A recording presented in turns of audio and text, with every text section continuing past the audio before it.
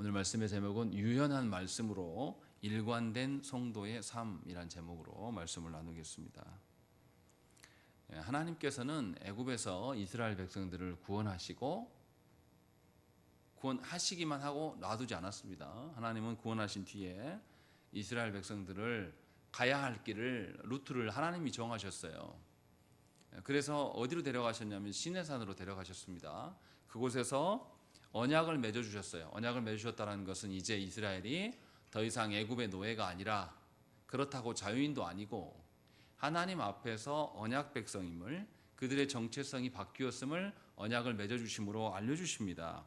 그래서 이스라엘 백성들은 이제는 언약 백성으로서 하나님의 종입니다. 그래서 하나님께서 이스라엘 백성들에게 율법을 주셔서 율법을 명령하심으로 말미암아서 하나님의 백성답게 살아라. 그 하나님의 백성됨이 무엇입니까? 가나안 땅에 들어가서 하나님이 약속하신 그 땅에 들어갈 것이고, 그 땅에 들어가서 하나님이 함께 사는, 하나님이 다스리신 그 나라를 세워라 라고 하나님께서 명령하셨습니다. 그래서 시내산에서 하나님은 성막을 만들으셔서 성막을 통하여서 하나님이 너희와 함께 하신다, 떠나지 아니하신다 라는 것을 분명하게 보여주셨습니다. 그래서 이제 이스라엘 백성들은 시내산에서 언약을 받았기 때문에 이제 하나님과 함께하는 자로 살아가야 됩니다. 그래서 가나안 땅에 들어가는 여정 중에 광야길을 걸어가는데 그 길에서도 하나님과 함께하기 때문에 그들이 세상과 다른 존재, 구별된 존재, 거룩한 존재로 살아가는 것이 굉장히 중요합니다. 또 한 가지 측면은 하나님과 함께 살기 때문에 하나님의 다스리심을 받는 존재들이에요. 다시 말하면 하나님이 다스리신다는 것은 하나님께서 우리에게 무엇인가를 명령하신다는 것이고, 명령한 것에 합당한 순종이 반복되어야 돼요. 그러할 때에 이스라엘은 하나님 앞에서 언약 백성으로서의 삶을 살아갈 수가 있습니다. 민수기 9장은 이것을 우리에게 말씀해 주고 있습니다. 그래서 본문에서 보면 반복되어지는 말이 있습니다. 스토리상으로는 1절부터 14절까지는 유월절에 대한 이야기를 하는 것 같아요. 그리고 15절부터 23절의 말씀은 하나님께서 이스라엘이 광야길을 가거나 멈춰서 거주하거나 모든 것을 누가 정하시냐면 하나님께서 구름으로 알려주셔서 이스라엘이 정한 것이 아니라 하나님이 정하여서 가게 하시는 내용으로 나와 있습니다. 그런데 두 본문 다 뭐가 반복되고 있냐면 하나님의 명령하심과 명령하심대로 순종하였다라는 것들이 반복됩니다. 그래서 오늘 본문에 보면 4절과 5절에 모세가 이스라엘 자손에게 명령하여 유월절을 지키라 하매 그들이 첫째 달 열째 날 해질 때에 시내 광야에서 유월절을 지켰으며 이스라엘 자손이 여호와께서 모세에게 명령하신 것을 다 따라 행했다라고 되어 있습니다. 명령하셨고 명령하신 대로 순종했다라는 이야기가 나오고, 또 8절에도 명령에 대한 언급이 나옵니다. 그리고 후반부에 갔을 때 18절에도 명령을 따라 여호와의 명령을 따라라는 게 반복되고, 또 20절에도 여호와의 명령을 따라 여호와의 명령을 따라 머물고 행했다라고 하는 것들, 또 23절 마지막에도 명령에 대한 이야기들이 3번이나 언급되고 있는 것을 볼 수가 있습니다. 그러니까 9장 전반에서는 이제 하나님과 함께 살아가야 될 자들에게 하나님의 명령은 필수적인 것이다 라는 것을 우리에게 보여줍니다. 여기서 우리가 생각을 잘해야 됩니다. 하나님의 명령이라는 게 하나님이 마음대로 우리를 횡포하고 우리에게 뭔가를 자기 목적을 달성하기 위해서 우리의 처지를 살피지 않는 명령이 아니라는 겁니다. 하나님께서 애굽에서 노예되었던 자들을 당신의 백성으로 삼아주시고 당신의 일꾼으로서, 그래서 이 이스라엘 백성들이 이제 가나안 땅에서 제사장 나라가 되게 하시는 그 일을 위하여서 하나님이 이들과 함께 살아가실 때 나타나는 현상이 뭐냐면 명령이라는 것입니다. 그런데 우리가 속한 시대의 사람들에게 명령은 어떤 것입니까? 우리 족 대한민국에서 우리는 일제치하의 그 압제 속에서 산 기억이 있고, 또 6.25 전쟁을 경험하고 그 뒤에 정권을 잡은 자들이 독재하였고 군사 쿠데타로 인해서 사람들을 학대하고 죽인 경험이 많아요.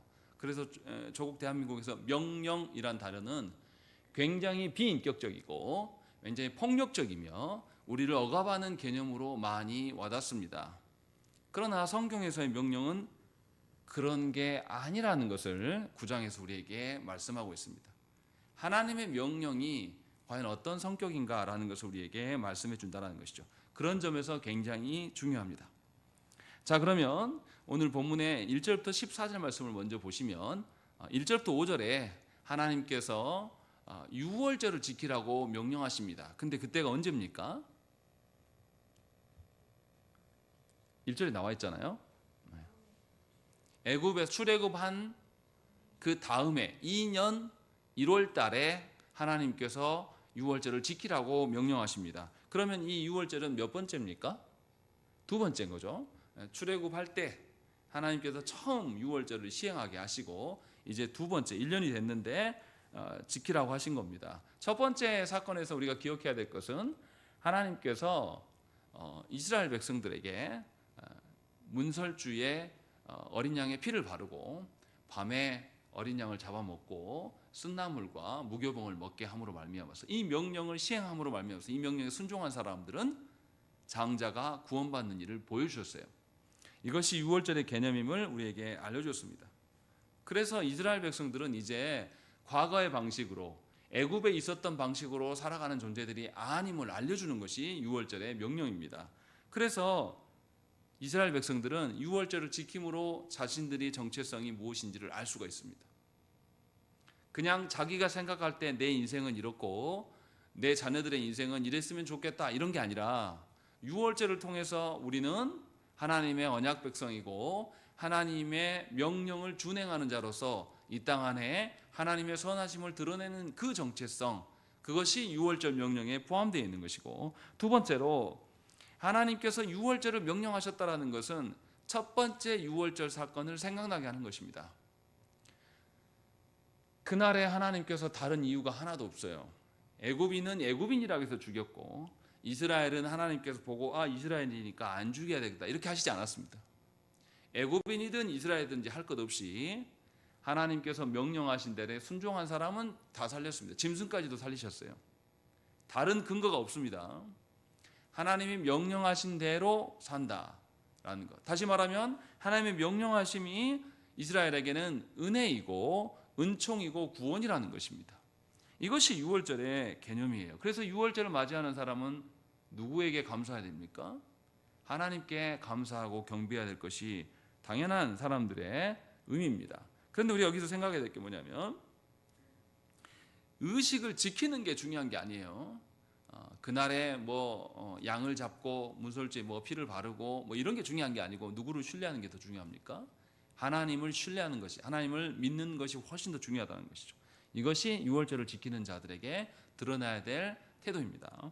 그리고 이제 유월절을 경험하면서 이스라엘은 이제 광야길을 가야 돼요. 이 유월절을 시행하고 난 다면 이제 2월에 2월절이 1월 14일에 있는데 2월 20일 이후에 이제 광야로 출발한단 말이죠.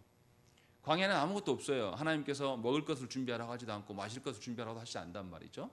그러면 크고 강력한 나라였던 애굽에서 하나님이 구원하신 하나님이 광야길을 걸어갈 때도 당연히 구원하실 거 아니겠는가라는 것을 확증해 주는 게 뭐냐면 유월절 사건입니다.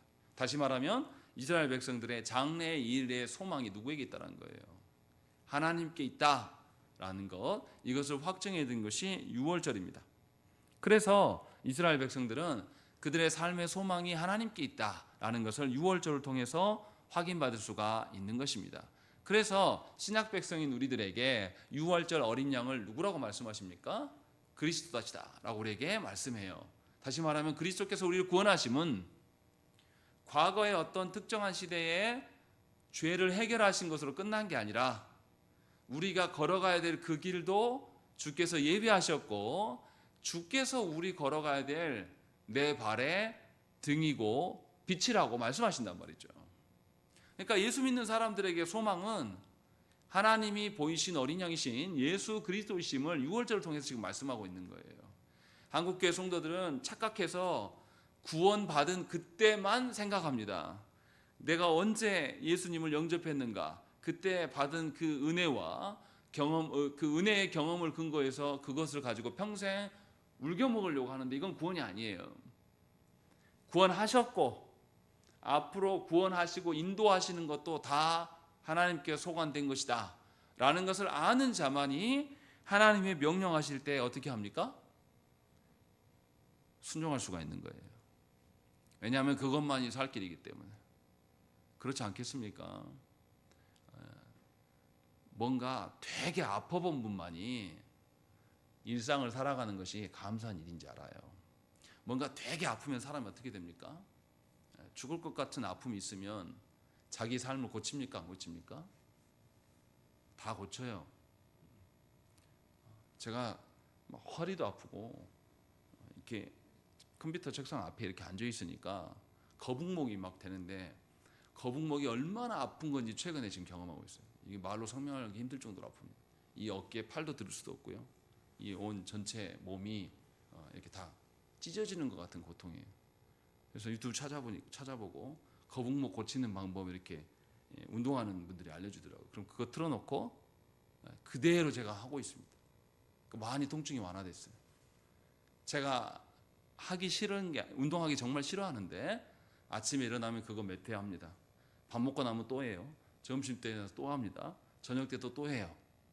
왜냐하면 죽겠거든요. 죽음을 마주하고 있는 사람은, 죽음을 마주하고 그 죽음의 공포를 아는 사람은 하나님께서 생명 되심을 알 수밖에 없는 것이고 그 생명 되신 하나님의 길을 따를 수밖에 없는 거예요. 그냥 하나님께서 따라라 해서 무서워서 따르는 게 아니라 그 길이 생명인 거, 거기 외에는 길이 없다라는 걸.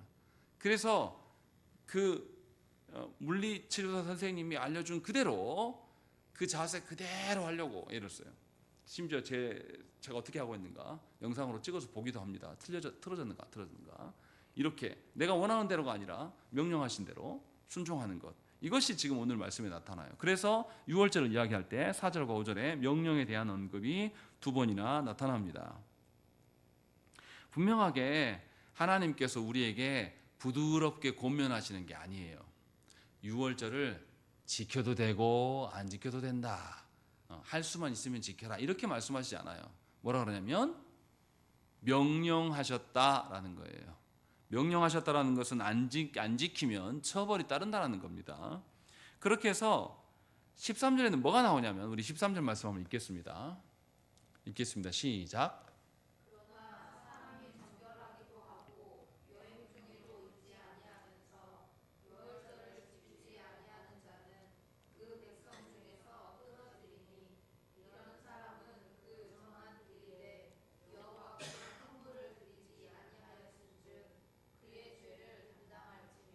예, 13절에서 무슨 이야기 하냐면 어떤 핑계도 될 수 없는 상황 속에서 6월절을 지키지 않는 것에 대해서 하나님께서 그 사람은 백성 중에서 끊어버리시겠다라고 말씀하고 있는 거예요. 그러니까 하나님이 6월절을 지켜라라는 것은 강제성을 띠고 있는 거예요. 그런데 이 강제성의 의미가 어떤 거냐면 우리의 생명과 직결되는 일이기 때문에 말씀하고 있는 것이에요. 분명하게 구원은 하나님으로부터 오는 것이고 하나님께서 우리의 길을 예비하셨기 때문에 구원받은 자는 그 길을 따라가야 될 자들입니다. 그래서 그 따라가는 길에서 하나님께서 우리의 정체성이 무엇인가를 확증해 주는 것이 바로 6월절 사건이라는 것입니다. 그것을 말씀하고 있어요. 그러니까 우리가 아는 것처럼 하나님의 명령이 아이고 하나님 그 말씀 지키려고 하니까 너무 힘겹네요. 하나님 말씀 지키려고 하는데 내가 너무 바빠요. 하나님 지금 하나님 내가 일 좀 해놓고 할게요. 이런 식으로 말할 수 있냐 이 말이죠. 하나님의 명령을 그렇게 말하는 사람은 하나님의 명령을 생명으로 여기지 않는 자입니다. 하나님의 명령의 가치가 무엇인지 모르는 자들이에요. 그래서 언약 백성들이 하나님의 명령을 잊어버렸다? 군대 가서 군대에서 이렇게 근무 나가면요, 근무 교대할 때 암구어를 반드시 알고 있어야 됩니다. 모르면 쏴버려요. 근무 나가는 사람이 총 안 가져갈 리가 없고 근무 나간 사람이 암구어 모르고 나가지 않습니다. 그냥 암구어 모르는데 그냥 그래 너 누구지? 하고 봐줘, 그런 거 없습니다. 반드시 알아야 돼요. 안 그러면 전쟁시 같은 경우는 바로 총 맞아 죽습니다. 그래도 항변할 수도 없어요. 그냥 바로 끝나는 거예요. 그리고 총 쏜 사람은 잘했다고 칭찬 들어요. 이게 생명의 길이기 때문에 그렇게 말한다는 것이죠. 그런 것처럼 하나님께서 우리에게 명령하시는 것은 우리가 깜빡 잊어버렸습니다 이렇게 핑계할 수 없습니다. 또 내가 열정이 없어서 기도가 안 돼요. 하나님 명령하시지만 내가 아직 힘이 없습니다. 내가 바빠요. 뭐 이런 정도로 하나님의 은혜를 놓치는 것은 그 사람이 하나님의 은혜를 생명으로 여기지 않는다는 반증이라는 것입니다. 지금 그 이야기를 6월절 명령을 우리에게 하고 계신다는 것이죠. 그래서 하나님의 명령 앞에서 어떤 다른 핑계를 댈 수가 없어요. 그렇지 않겠습니까? 지금 정치권에서 헌법재판소 재판관을 2명을 갑자기 막 대통령 대리가 대통령도 아닌 사람이 갑자기 막 이렇게 지명해서 막 해버리니까 아주 난리 뒤집어지잖아요. 근데 그 사람들이 국회에 나와서 국회 청문회는 아니지만 다른 법제위 장이기 때문에 나와서 질문을 받는데 온갖 수모를 겪어도 버티고 하려고 버틴단 말이죠. 근데 만약에 수모가 아니라 그걸 하게 되면 내란과 관련돼서 해서 사형이라든지 무기징역을 당할 수 있는 문제라면 하겠습니까? 생명과 관련된 일이라면 그 자리에 무슨 일이 있어도 하겠어요? 절대 안 할 거예요. 자기 생명 하나밖에 없거든요. 지금 그 이야기를 하나님께서 하시는 거예요. 분명하게 언약 백성들에게 살아갈 수 있는 근거는 우리의 주인 되신 하나님께 있다. 내 자신이 누구 소유인지를 모르고 내가 내 주인인 것처럼 행동하고 살아가는 것은 하나님께서 베푸신 생명의 길을 스스로 걷어차는 일이 되는 것이다 라는 것을 지금 말씀하고 있는 것이죠. 그래서 하나님께서는 우리의 한계를 너무나 잘 아셔서 두 번째 유월절이 됐을 때에 이스라엘 백성들에게 이 유월절을 지키게 하도록 명령하십니다. 이것이 하나님의 뜻이에요. 여기서 생각을 해봐야 됩니다. 하나님께서 처음 유월절을 명하셨었고 오늘 본문은 두 번째 유월절을 말씀하고 있어요. 그런데 성경에는 유월절이 몇 번 더 나옵니다. 잘 보세요. 처음에 이스라엘 백성들이 애굽으로 나올 때 유월절 하나님이 주셨어요. 그리고 애굽에서 나와서 이스라엘 백성들이 시내산에서 도착해서 약 1년 동안 살면서 하나님과 언약을 맺고 율법을 받고 하나님의 성막에 지으라고 명령을 받고 이제를 시내산을 떠나려고 할 때 하나님께서 유월절을 지키라고 명하십니다. 그리고 나오는 유월절이 여호수아 5장에 나타나는데 그 다음 유월절이 언제냐면 이스라엘 백성들이 가나안 땅에 들어갔을 때 들어가서 땅을 분배하고 이제 그 땅 안에서 정착하고 살아갈 때에 유월절에 대한 이야기가 다시 나옵니다. 잘 생각해 보세요. 왜 하나님께서 유월절을 어떨 때 조금 명령하시는가를 잘 생각을 해봐야 돼요. 유월절이 뭔가 이스라엘 백성들의 삶의 터전이 마무리되고 새로운 삶이 시작될 때 하나님께서 주고 계심을 알 수가 있어요. 첫 번째 유월절인 것은 출애굽기 12장과 13장에 나오는데요. 애굽의 노예 생활을 이제 정리하고 광야 시대가 시작됨을 알려주기 위해서 하나님께서 유월절을 주십니다. 그리고 오늘 본문인 민수기 9장에서는 이스라엘의 삶의 기준인 언약과 율법을 수여받았던 그 시내산에서 머물렀던 기간을 이제 정리하고 광야길로 나아가는 새로운 시대가 도래했음을 알려주기 위해서 하나님께서 유월절을 주십니다. 그리고 세 번째 성경에 등장하는 여호수아 5장의 유월절은 광야 시대가 이제 다 끝났고 가나안의 정착의 시대가 시작되었다라는 것을 알릴 때에 하나님께서 유월절을 지켜 행하라고 명령하시는 것을 우리가 볼 수가 있어요. 무슨 말이냐면 하나님께서는 이스라엘 백성들에게 언약 백성들에게 삶이 뭔가 종결되고 새로운 것이 시작될 때마다 유월절을 지키라고 명하시는 것을 볼 수가 있습니다. 이거 더 쉽게 이야기하면 이런 거예요. 제가 아직도 기억하고 있는 것은 뭐냐면 제가 이제 군대 갈 때 저희 할아버지가 군인 출신인데 6.25도 경험하셨던 분인데 제가 이제 마지막으로 군대 가기 전에 인사드리러 딱 가니까 이제 제 삶이 뭔가 대변환이 일어나는 것이잖아요. 그러니까 할아버지한테 인사하러 가니까 할아버지가 자기 군인의 경험으로 인하여서 저한테 그러시더라고요. 너 이정은처럼 살면 안 된다. 군대 생활이라는 것은 네가 생각하는 그런 삶이 아니야. 네 정신을 새롭게 해야 된다. 그리고 너는 이제 민간인 아니고 너는 이제 군인이야. 명령에 죽고 명령에 사는 자다. 그렇게 했던 말씀이 지금도 생생해요. 외할아버지가 왜 저한테 그렇게 말씀하셨을까요? 이제 삶의 대전환이 일어나는 거예요. 삶의 대변혁이 일어나기 때문에 이 변혁 앞에서 네가 누군가, 너의 정체성이 무엇이고, 이제는 네가 판단한 대로 사는 것이 아니라 전혀 다른 판단의 삶이 너에게 주어진다. 그렇기 때문에 단도리를 하신 거죠. 그것과 같이 하나님께서 언약 백성들에게 삶의 전환기 때마다 하나님께서 유월절을 명령하고 있는 것이죠. 그럼 우리가 알아들어야 돼요. 이게 무슨 말인지. 언약 백성들의 삶의 모든 전환점마다 하나님께서 예비하고 계신다라는 것이죠. 우리가 보기에는 전환되는지도 잘 몰라요, 우리는. 그리고 그 전환되어지는 것의 주권이 누구에게 있다고 생각합니까? 나에게 있다고 생각하고 이 대한민국에서 만들어낸 시스템이 우리의 삶의 전환이 있을 것이라고 생각을 한단 말이죠. 그래서 아이들이 초등학교 들어갈 때, 또 초등학교 졸업해가지고 중학교 들어갈 때, 뭐 이런 기준으로 우리가 생각하고 너는 이제 달라져야 돼, 뭐 이런 말 부모가 그때서나 하지, 실제로 하나님께서 우리의 삶에 대변혁기를 주시는 것에 대해서는 아무도 인지하지 않습니다. 다 자기들이 정한 만큼 생각한다는 거죠. 그런데 오늘 말씀을 보면 언약 백성들의 그 인생의 전환점마다 하나님께서 예비하신 길이 있고 방편이 있고, 그 방편을 앞두고서 이스라엘의 정체성이 무엇인지를 알려주고 있고 그것을 지켜라고 명령하고 있는 겁니다. 왜냐하면 그래야지만 살 수 있기 때문에. 이것이 유월절의 개념이라는 것입니다. 이것을 신약 백성인 우리들에게 적용하면 유월절의 핵심은 어린 양의 죽으심이에요. 어린 양의 죽어주심으로 말미암아서 우리가 그 핏값으로 산 자들이고, 우리가 걸어가야 될 그 길은 우리가 예비하고 우리가 생각하고 짐작할 수 있는 그런 길이 아니라 우리를 하나님께서 구원하셔서 하나님 나라의 백성으로, 하나님 나라의 자녀로, 군사로 우리를 이끄시기 때문에 이제는 전혀 다른 삶의 방식으로 바뀐 겁니다. 그래서 생애 때마다 그리스도의 어떠함으로 우리를 예비하시고, 도대체 너는 누구냐, 너는 누구 소속이냐, 너는 누구 소유냐를 알리는 것이 바로 그리스도라는 것이죠.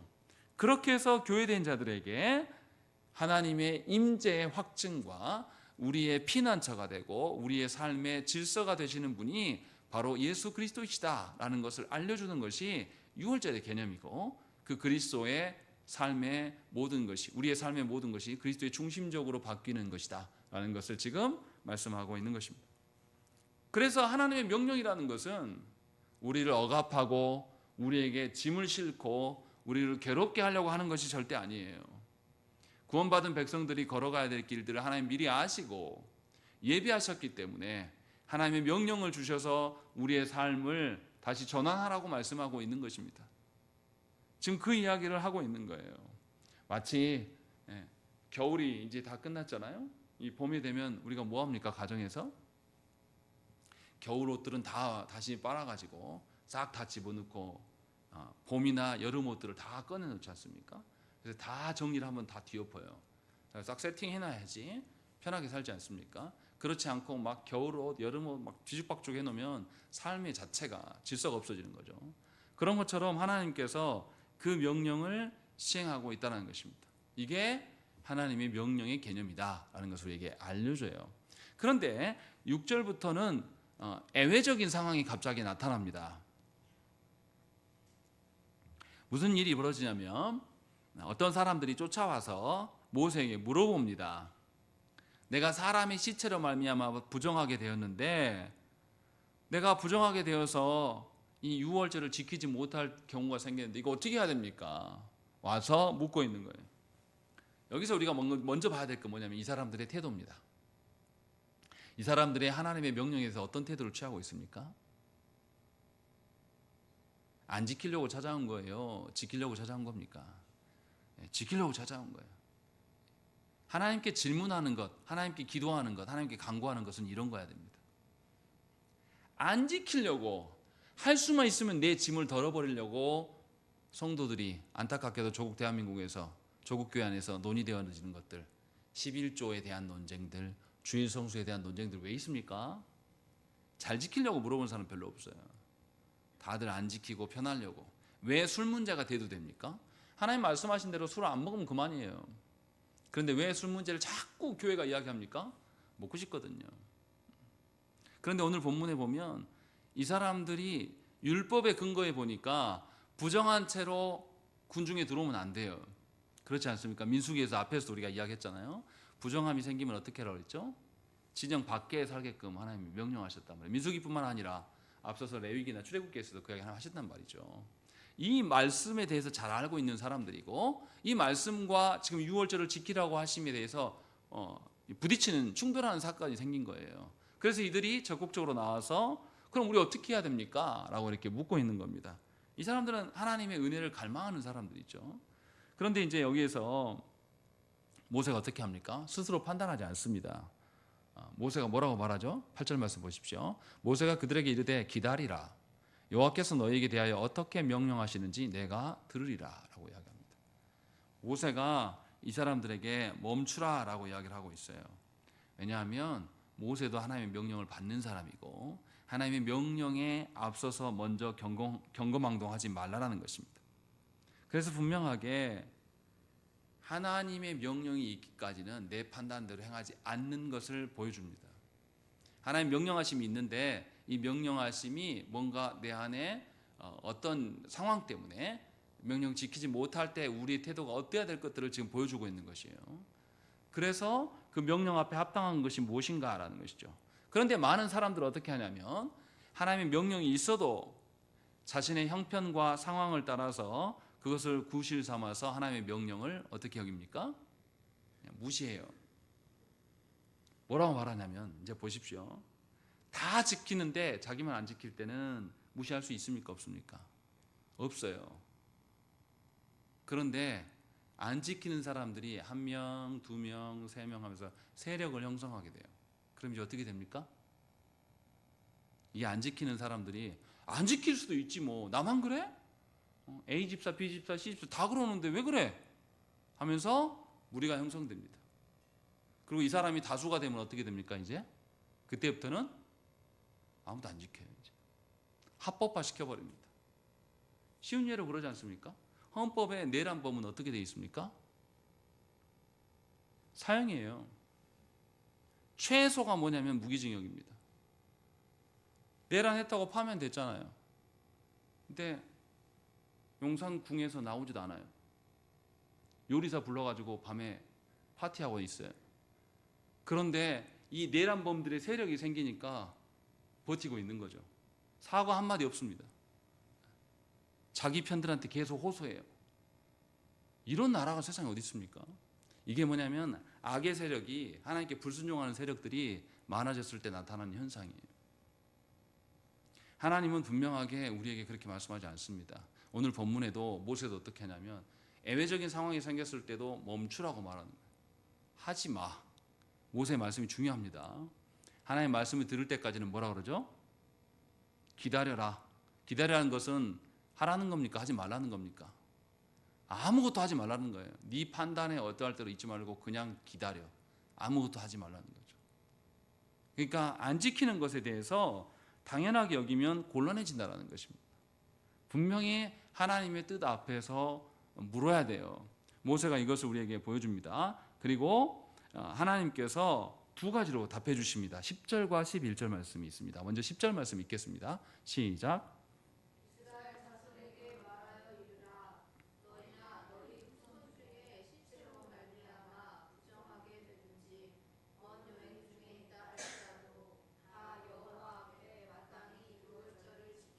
예, 뭐라고 말씀하십니까? 어떤 상황이 있어도 6월절을 어떻게 하라고요? 지켜라 라고 하나님 분명하게 말씀합니다. 두 번째는 무슨 이야기 하십니까? 11절 말씀입니다. 시작.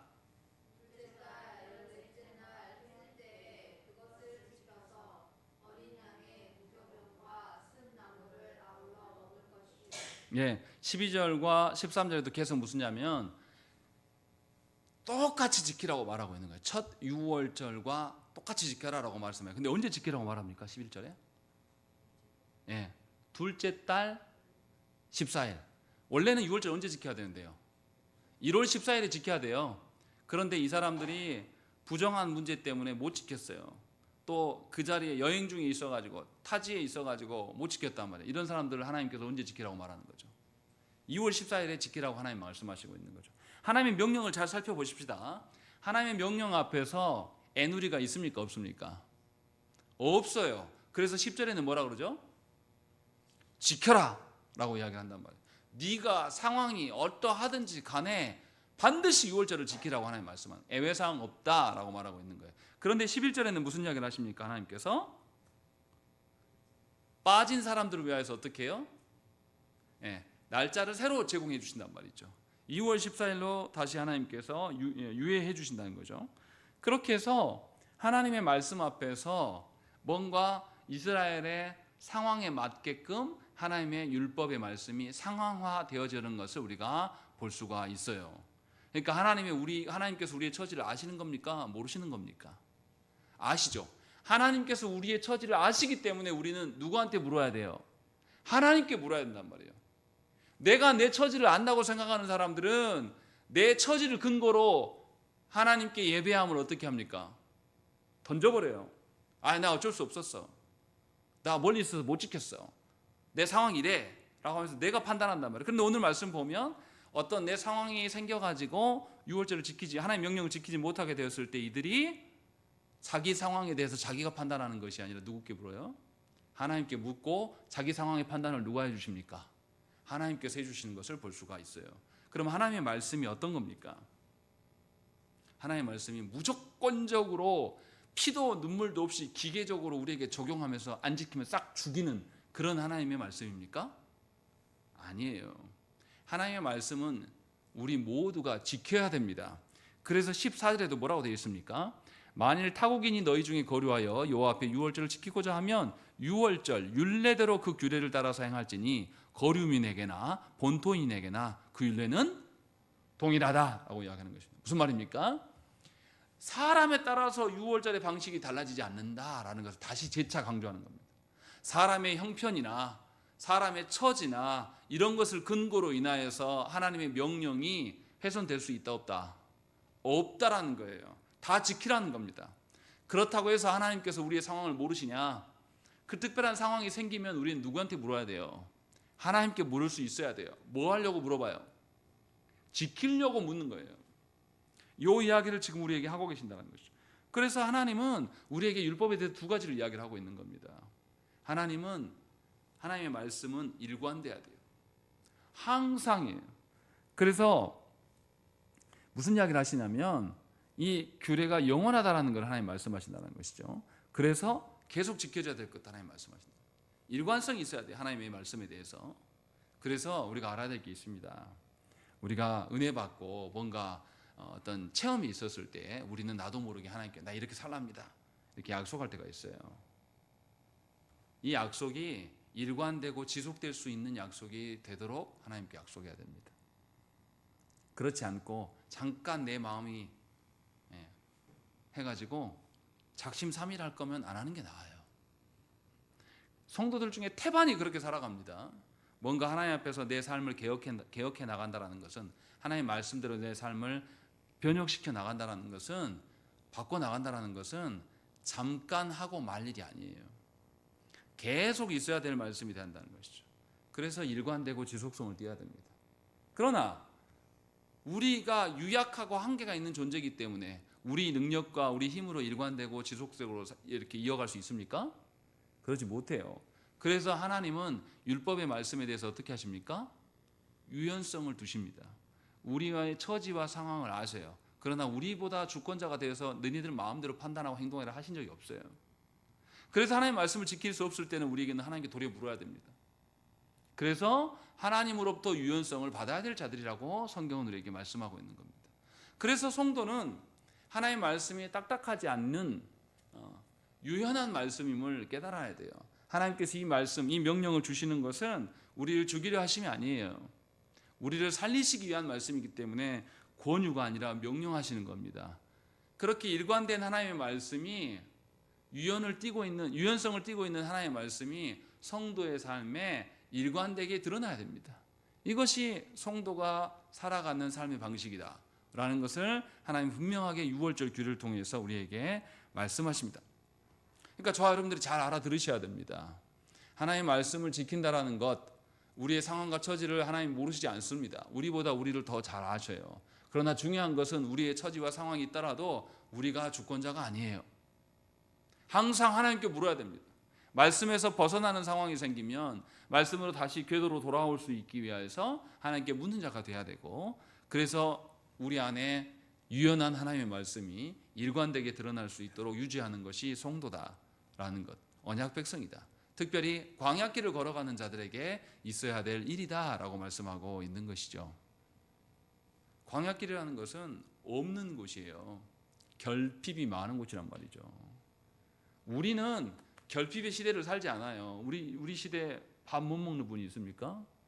옷이 한 벌밖에 없어가지고 한 벌 뺏기면 끝나는 분이 있어요? 우리 그렇지 않잖아요. 우리는 풍요의 시대를 살고 있습니다. 얼마나 많은 것이 있는지 몰라요. 그런데 정작 우리의 태도는 뭐냐면 마치 결핍의 시대를 살아가는 것처럼 성도들이 살아간단 말이죠. 하나님의 말씀을 지키는 것을 제일 하위로 둬요. 그러나 분명히 오늘 말씀에서는 하나님 어떻게 합니까? 유월절 지키지 않으면 어떻게 하신다고요? 13절에 사람이 정결하기도 하고 여행 중에도 잊지 아니하면서 유월절을 지키지 아니하는 자는 그 백성 중에서 끊어지리라. 내 백성 아니다 라고 하나님께서 제하신다는 것이죠. 그러니까 율법의 말씀에 대한 우리의 태도가 얼마나 중요한가를 묻고 있는 겁니다. 하나님은 절대 기계적이고 폭력적인 하나님이 아니세요. 우리가 지킬 수 없는 말씀을 주시는 것도 하나님께 해답이 있습니다. 우리에게 뭔가를 하라고 말씀하신 것이 아니에요. 오늘 본문에 나타나잖아요. 하나님 명령하셨는데 예외적인 상황이 발생했어요. 발생한 것을 모세가 먼저 한 게 아닙니다. 누가 알고 찾아온 겁니까? 백성들이 알고 모세에게 물으러 왔어요. 이게 얼마나 복된 일입니까? 이것이 지금 우리에게 드러나는 것이고, 이제 15절 이후부터는 무슨 이야기가 냐면 하나님께서 이제 구체적으로 이들을 인도하시는 것을 설명해요. 15절 시작이 뭐라고 되어 있습니까? 성막을 세운 날이라고 밝히고 있는 것이에요.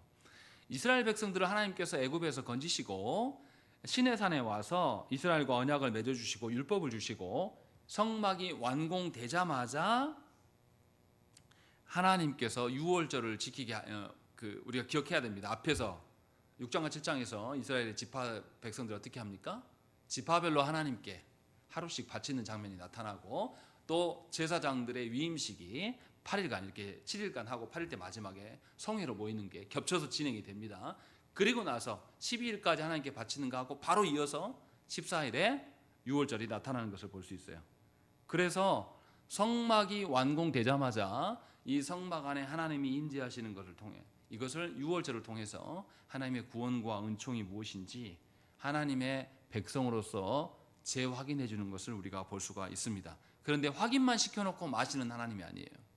확인시켜놓고 나서 15절부터는 무슨 이야기를 하냐면 광야에서 갈 때 구체적으로 하나님과 동행할 때 언제 이동하고 언제 멈출 것인가를 뭘로 알려준다고 그래요. 하나님이 구름으로 알려주시겠다라고 말씀하고 있는 것이죠. 출애굽기 40장에 보면 성막이 완공되었을 때에 하나님이 임재의 상징으로 나타나는 것이 있습니다. 그게 뭡니까? 성소에 뭐가 가득해요? 구름이 가득하여서 모세도 하나님 볼 수 없었다라고 이야기하거든요. 이 구름이 성막이 완공되자마자 나타납니다. 이것은 누가 오셨다라는 거예요? 하나님 오셨다라는 거죠. 그래서 이스라엘 백성들이 이제 이 광야길을 걸어갈 때에 어떻게 걸어간다는 겁니까? 하나님이 가라 하면 가고 하나님이 멈추라 하면 멈추는 방식으로 가야 됨을 알려줘요. 그런데 하나님 우리가 직접 볼 수 없으니까 하나님 어떻게 하시죠? 구름을 통하여서, 성막 위에 구름이 멈춰 있으면 그들이 거기에 거주해요. 그리고 성막에서 구름이 일어나서 이동하면 그거 보고 이동하는 겁니다. 이런 거 안 돼요. 광야길을 걸어가다 보니까 주변에 바람도 막아지고 뭐 좋은 지형이 있을 거 아닙니까? 뭐 구릉지라든지 거기에 딱 멈추면서 아이고 여기 오래 있었으면 좋겠다. 이거 통합니까? 그런 거 통하지 않습니다. 아니면 또 가다 보니까 뭐 오아시스라든지 뭐 물이 있어요. 아 여기 물이 있으니까 여기서 계속 오래 있다 갔으면 좋겠다. 목욕도 좀 하고 우리 지난 밀린 빨래도 좀 하고 뭐 이런 거 통합니까? 통하지 않는다고 지금 말씀하고 있는 거예요. 무슨 말이냐면 이스라엘 백성들은 어떻게 해야 됩니까? 항상 어디를 보고 있어야 되겠습니까? 어디를 봐요? 하나님 어디 계신데요? 성막 위에 구름을 보는 거예요. 구름을 본다는 건 누구를 보라는 겁니까? 하나님을 보라는 거죠. 하나님을 보고 걸어가는 것이 구원받은 성도들이 걸어가야 될 길이다라는 것을 우리에게 말씀하고 있는 거예요. 그래서 그 구름을 보지 않고 있으면, 한눈 팔고 있으면 어떻게 됩니까? 뒤처질 수 있어요. 자기가 있어야 될 자리에서 처진단 말이죠. 그것을 우리에게 보여주고 있는 것이죠. 하나님은 우리를 구원만 하시고 내버려 두시는 하나님이 아니에요. 구원하셨고 반드시 우리를 구원의 길로 인도하시고 최종 목적지까지 우리를 이끌어 가시는 하나님이십니다. 그래서 구원받은 성도는 자기 뜻대로, 자기 판단대로 살아가는 자들이 아닙니다. 교회 안에서 자기가 신앙생활을 가장 많이 해봤고, 교회 안에서 자기가 성경을 가장 많이 알고, 교회 안에서 자기가 기도를 제일 많이 했으니까 훈수 두는 분들이 사실은 제일 문제 있는 사람들입니다. 굉장히 위험한 사람들.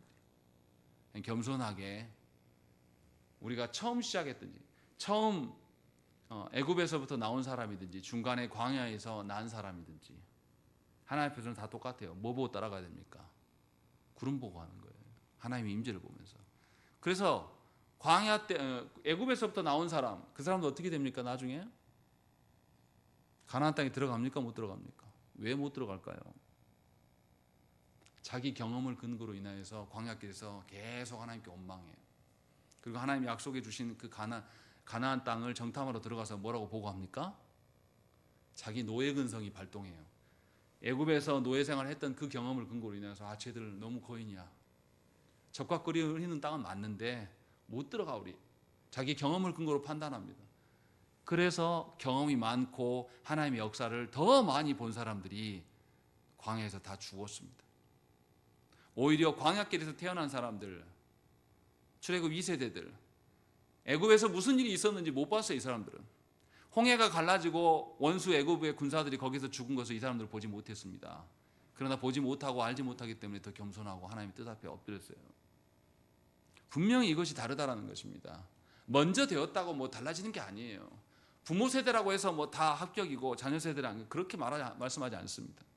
분명하게 하나님의 명령 앞에서 어떻게 하는가를 지금 강조하고 있어요. 그래서 보십시오. 18절에도 보면 뭐라고 합니까? 이스라엘 자손이 여호와의 명령을 따라 행진하였고 여호와의 명령을 따라 진을 쳤다. 지네들 마음대로 하는 게 아니라 갈 때도 명령대로, 멈출 때도 명령대로 한다라는 이야기를 하고 있고, 20절에도 뭐라고 합니까? 혹시 구름이 성막 위에 머무는 날이 적을 때에도 그들이 다만 여호와의 명령을 따라 진영에 머물고 여호와의 명령을 따라 행진하였다. 머무는 기간이 짧든지 행진하는 기간이 길든지 간에 하나님의 이동하시는 것을 따라서 행했다. 그리고 23절에 종합적으로 다시 말해요. 그들이 여호와의 명령을 따라 진을 치고 여호와의 명령을 따라 행진하고 또 모세를 통하여 이르신 여호와의 명령을 따라 여호와의 직임을 지켰다. 여호와의 직임이 뭡니까? 이스라엘 백성들이 뭐 하는 사람들이에요? 하나님의 약속을 받고 그 약속을 가나안 땅에서 이루기 위해서, 가나안 땅에서 어떤 나라를 만들려고요? 하나님의 왕 되신 나라. 그래서 이스라엘 백성들을 제사장 나라라고 말씀하시잖아요. 그런 식으로 광야길을 걸어가고 있다라고 우리에게 말씀하고 있는 것이죠. 그래서 성경은 그리스도로 인하여서 하나님의 자녀된 자들을 향하여서 뭐라고 말씀합니까? 하나님 나라의 백성이라고도 말하지만 또 뭐라고 말합니까? 하나님 나라의 군사라고 말씀하고 우리를 부르십니다. 군사는 명령에 응하는 자들이에요. 명령 안에 있을 때에 살고 명령 안에 있을 때에 전투에서 이깁니다. 그것을 우리에게 보여주고 있는 것이죠. 분명하게 광야길을 걸어가야 될 자들에게 하나님은 이 말씀을 우리에게 주고 있는 것입니다. 그러니 오늘 이후로 우리가 말씀에 대한 태도를 바꾸셔야 됩니다. 하나님의 말씀이 무겁고 엄중하고 내 상황과 처지는 도저히 감당할 수 없는 그런 말씀이 아님을 설명하고 있어요. 더더구나 하나님의 말씀이 우리가 걸어가야 될 길입니다. 우리의 남겨진 인생의 여정이 내가 계획하고 내 소원 이루는 그런 것이 내 인생이 아니에요. 성도라면 마땅히 하나님께서 구원하셨고 구원하신 자들에게 걸어가야 될 그 길을 누가 마련해 놓으시냐면 하나님께서 마련해 두시고 그 길에 우리가 홀로 가지 않게 하기 위해서 누가 우리와 함께 하십니까? 성령께서 우리와 함께 하셔요. 그래서 성령께서 우리 안에서 뭐 하십니까? 말씀을 듣고 볼 때마다 성령께서 어떻게 해요? 깨닫게 하시고 하나님의 명령을 우리에게 알게 하신단 말이죠. 그런데도 하나님의 명령을 뒤로 던지는 자, 하나님께서 하나님의 백성에서 끊어버리시겠다라고 말씀하고 있는 거죠. 하나님의 명령하심은 더 이상 우리가 지킬 수 없는 그런 것이 아니에요. 하나님의 명령하심은 오히려 우리가 외길로 벗어나지 않도록 하나님 예비하신 거예요. 그러한 삶의 태도가 우리 모두에게 있어야 됩니다. 그러할 때 우리는 우리가 걸어가야 할 길들을 알기 위해서 말씀을 사랑하게 되고 말씀을 알려고 발버둥을 칩니다. 제가 너무나 안타깝게 생각하는 것은 수십 년 동안 하나님을 믿는다고 말하면서 하나님을 모르는 겁니다. 제가 아내랑 결혼해서 산 지가 벌써 이제 15년, 16년 넘어가는데요. 사랑한다고 말만 하고 아내의 표정을 읽지 못하면 가짜지 않습니까? 점점 날이 갈수록 서로를 알아가는 것이 부부지 않습니까? 그게 사랑하는 거잖아요. 근데 우리는 하나님을 안다고 매번 말합니다. 그런데 믿지 않는 내 지인들이 와서 당신이 사랑하는 하나님 한번 말해봐 하면 우리 얼마나 말할 수 있을까요? 하나님과 에피소드라도 있습니까? 우리 말 잘 못할 겁니다. 사랑한다고 수십 번 말하지만 실상은 우리가 하나님을 잘 몰라요. 그래서 내 뜻대로 행동합니다. 내 마음대로 살아가요. 그리고 늘 헷갈려요. 왜 하나님 나한테 고난 주십니까? 왜 하나님 나한테 역경을 주십니까?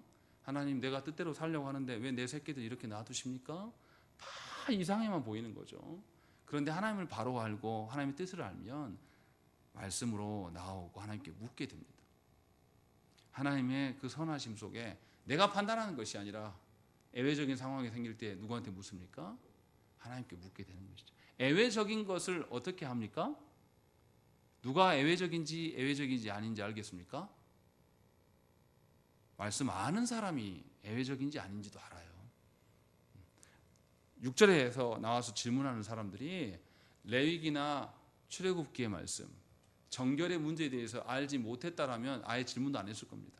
그냥 아무 생각 없이 이 6월절에 참여했을 거예요.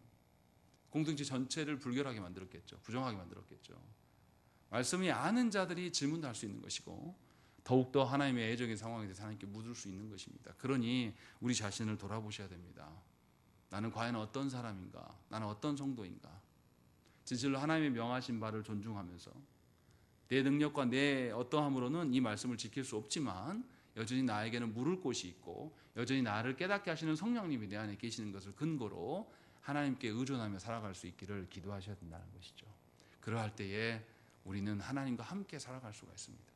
이러한 것을 모른 채로 주께서 나와 동행해 주시기를 원하는 것은 미련한 삶입니다. 부디 하나님과 함께 하나님을 누리면서 하나님의 뜻대로 살아가시기를 간절히 축원합니다. 함께 기도하겠습니다.